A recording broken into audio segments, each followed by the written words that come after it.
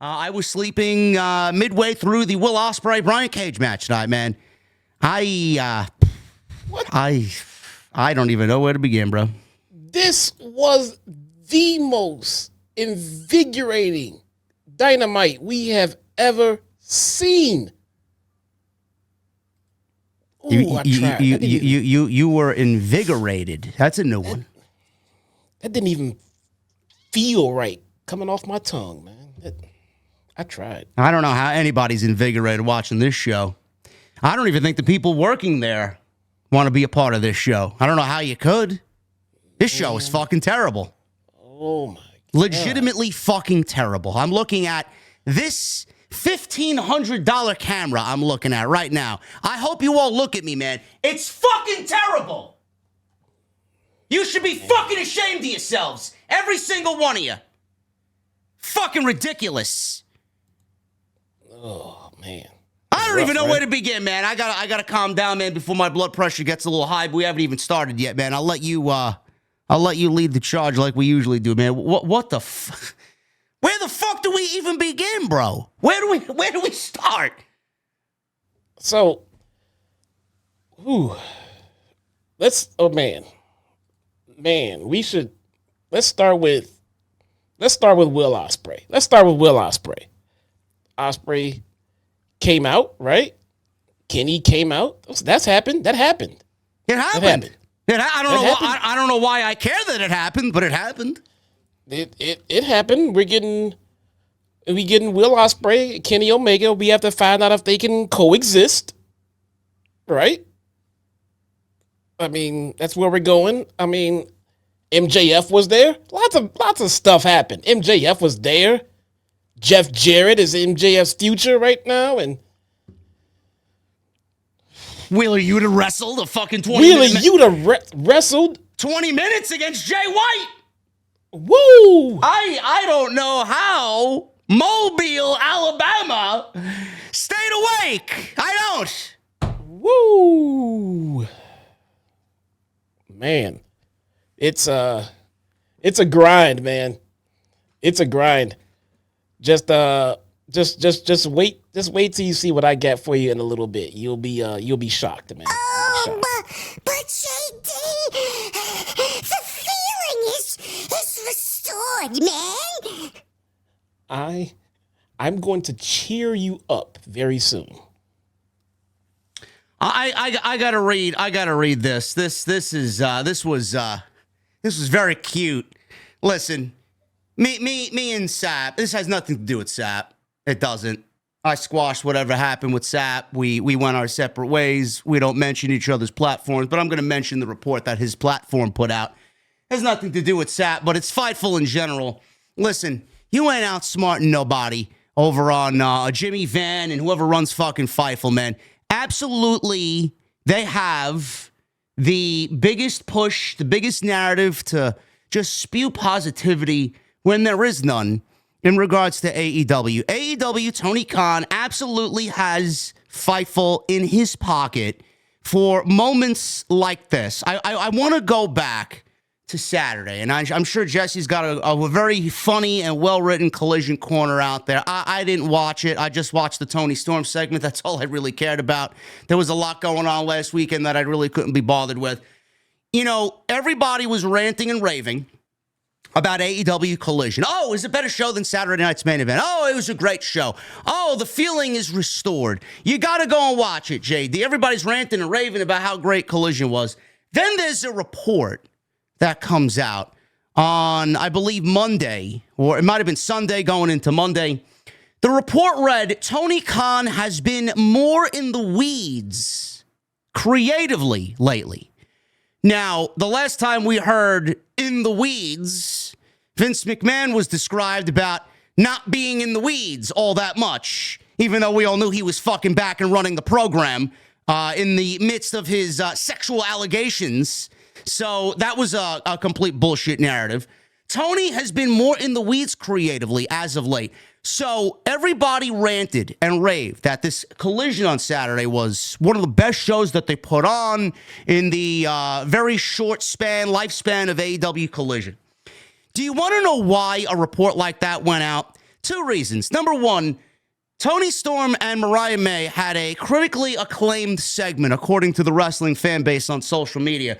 So when Tony sees all of this positivity, he has to stamp his name of approval as the guy who leads creative, because when something like that happens, he needs to let everybody know that he is completely in charge of writing the show. Like, we all know Tony's in the fucking weeds. Nothing gets on television without Tony Khan's approval. We all know this. But Fightful put out that report, even though we all knew it, just for Tony Khan to say to them, hey, can you put in a couple of good words for me over here? That's exactly what they did. Of course he wanted his name out there. Secondly, Tony Khan has been more creatively in the weeds. This is a bullshit narrative. I think Sapp actually made a typo. He wasn't in the weeds. He was on weed, because I don't know how this show tonight was fucking penned by whoever writes this shit and then approved by Tony Khan and allowed to grace our television screens for 2 hours. This show was completely fucking putrid in every sense of the word. I swear to God, I am praying for the death of AEW, because nothing else at this point will wake them up. I hope that they garner the lowest ratings in the history of the show. I hope every metric continues to fucking sink lower and lower. And I hope that Warner Brothers Discovery does something to a point that rattles them and fucking shakes them to their foundation, because these people, I can't stand the attitude that emanates from this company. Oh, everything we do is great. Nothing that we do is wrong. The podcasters are nothing more than negativity merchants. The podcasters and Eric Bischoff and JD from New York and Jim Cornette and fucking Raj Giri and all these other, Alfred Kanuha, everybody, all these negativity merchants they think we are. They think that we are doing this for the almighty dollar. Motherfucker, I've been doing this shit for 8 years. I was in the trenches when nobody wanted to hear any negativity about how bad Monday Night Raw was, and I braced it. I ate shit every single fucking week for every single one of you people watching me. You don't expect me to do the same thing for AEW? I don't say it's that bad that Monday Night Raw back in 2019 was, but we are getting to a point where I wish, and I'm praying for the AEW product to be the worst it's ever been, so that somebody somewhere with more power than Tony Khan rattles them to their core to force change. I hate AEW at this point in time because of the attitude that they emanate. That nothing is wrong, everything is great, everything that we say is wrong, and none of our criticisms are valid, and we're doing it for XXXXX reasons. No, we're not. I would rather come on here and give you guys the plain, honest, upfront truth instead of sugarcoat something like a fucking headline that Sapp put on Fightful's webpage. Tony Khan's been more in the weeds creatively as of late. No shit. Where was he tonight? Are we going to hear a fucking report about him being in the fucking weeds tonight? Because this show, out of 5 years that I've been doing this show with Jesse, this may have been the absolute coldest that the product has ever been, and they should be fucking ashamed that this show graced our television screens for 2 hours. Legitimately nothing came off this show that was even remotely positive, and I don't know how you could expect your fan base to buy into this fucking garbage every single week. I don't watch Wheeler Yuta sell a fucking match with Jay White where I had to see Jay White sell a fucking knee for 15 minutes. Where's the story? Why? Why? Jeff Jarrett, MJF? No heat in the opening match with Ospreay and Brian Cage? Claudio needs 4 men to beat Jeff Jarrett. What the fuck are we doing? What are we doing? Jesse, please, please, please save me. I'll stop you when you are inaccurate, sir. I mean, this was really bad. This was really bad, and I didn't hear about any of those reports about Collision, about Tony Khan saying he's in the weeds. I don't know, did Tony Khan say he was in the weeds, or did the report say that Tony Khan is in the weeds? The report reads, Sapp of Fightful Select reported that those in AEW were understandably pumped for Saturday's Collision, and they feel it did really well. It was added Tony Khan has been said to have been more in the weeds creatively as of late. Okay, well, maybe someone else chose those words for him. But I have an interesting collision corner to go along with everything that we just covered, though. I don't know. I can't wait. I don't like getting into another content creator's hustle. All right, people been asking me about my thoughts on Meltzer and his comments about rappers on the shows and everything else. I refuse to get into it. I'm not gonna get into another content creator. I'm not gonna get into the Ebu thing. I'm not gonna get into what another content creator does. We analyze pro wrestling. We don't analyze people who analyze pro wrestling. So that's why I'm not gonna get into it. But the product is ice cold. It could have been, tonight could have been the best show of the last few months. It could have been a fantastic show. That still would mean that the company is out of the woods and is in the clear and everything is great now.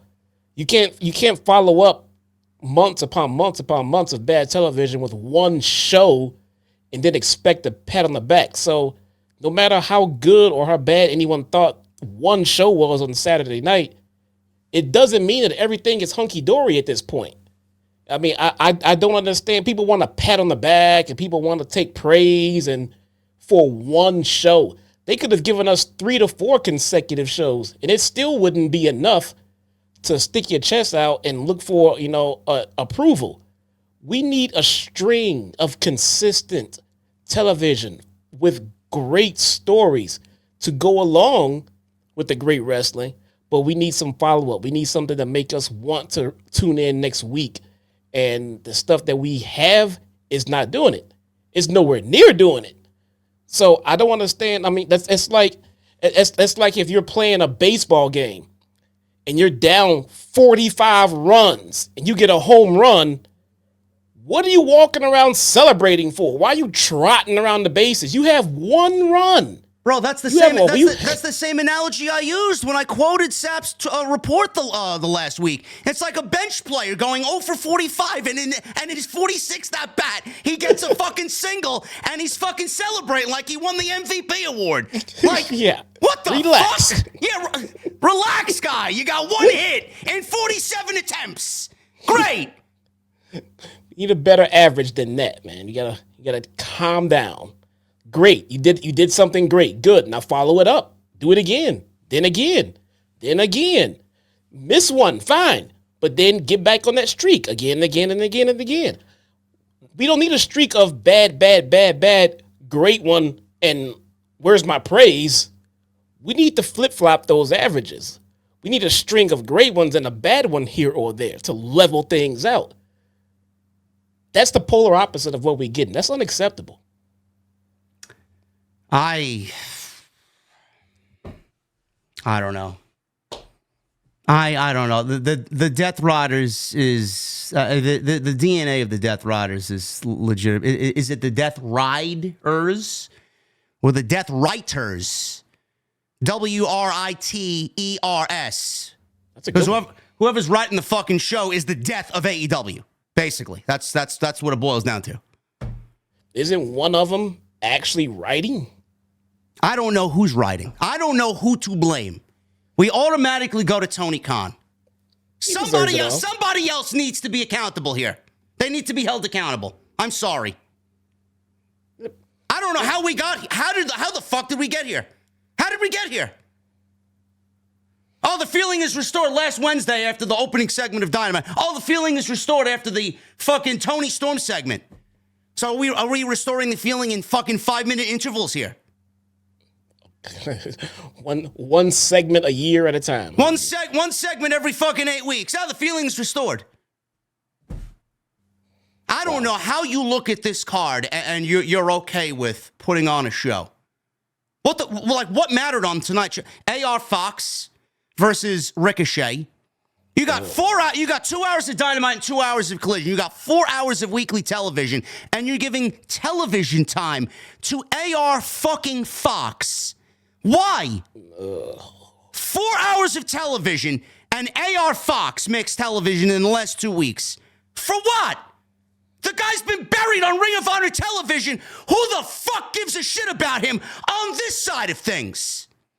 Jeff Jarrett. Report came out last week that apparently Jeff Jarrett is not planned to win the AEW World Championship. Then I have a fucking question about whoever the fuck is writing this show. Why the fuck is he on television? If he's not going to win the World Championship, then why the fuck is he on our televisions?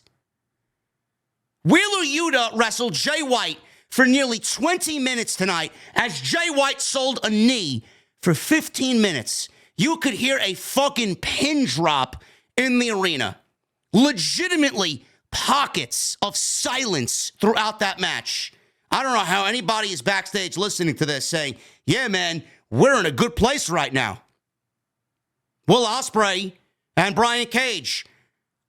I don't know who fucking cares about the Don Callis family and their problem with Kenny Omega and Kenny Omega's problem with the Don Callis family. First of all, Will Ospreay and Kenny Omega last week on last week's Dynamite, Kenny Omega says, I don't know if I could trust you. You're a fucking piece of shit.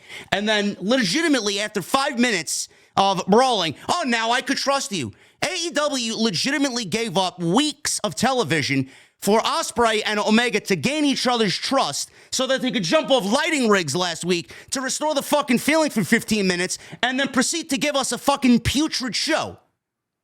And then tonight, we got more of the Don Callis family, and again, another week of me asking, why should I fucking care?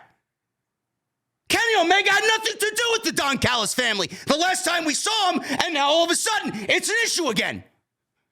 How am I supposed to care when you blatantly leave out months of television for the reason why this guy's been off TV? You want me to buy into Ospreay and Omega because they're Ospreay and Omega?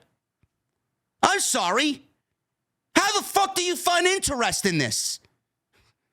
And then the post-match attack, which we'll get into. Jesus Christ, man, it felt like it went on forever. I mean, we got Takeshi's music, then Don Callis music, then Takeshi. It's like a never-ending fucking post-match attack. Yeah. What the fuck is going on here? Jarrett and Claudio, he needs all of the Death Riders to help him beat Jeff Jarrett. Only for MJF to come out there looking like he's fucking part of the Beatles. I don't know if he's just losing his fucking mind. He thinks he's a part of the fucking Beatles now, you know. Why's that? He's got the glasses on. He comes out with the fucking the red coat. I mean, what did he say? Oh, you know, you should have listened to me. I told you so. I told you. You told me what? We've been telling everybody get this fucking hack off television. And then the main event. The main event. These people had the fucking balls to put Mercedes Moné in the main event against somebody that hasn't been on our televisions since September's Grand Slam at Arthur Ashe Stadium. How the fuck could I buy into a title match if the fucking challenger is not even part of the active roster? Where the fuck has she been? She's riding in her magic fucking carpet? Mercedes is now fucking 19-0, or whatever the fucking record is for Mercedes. Another win, another casualty. I don't see how she's doing anything remotely positive for the women's division if she's doing nothing but Pac-Man eating all the fucking yellow dots and every ghost along the way. I hope this show is fucking canceled within the next 3 years because they fucking deserve it. What a horrible, horrible, horrible show. Awful. Yeah, it wasn't good. We're gonna get into it. I don't even know what else to say. We could end the fucking review right there. We went over basically everything. Honestly, I can end it right there and jump back on my PS5 and fucking do my bounty grind for Destiny 2 next week. We can go ahead and absolutely kill the open. Jesus Christ.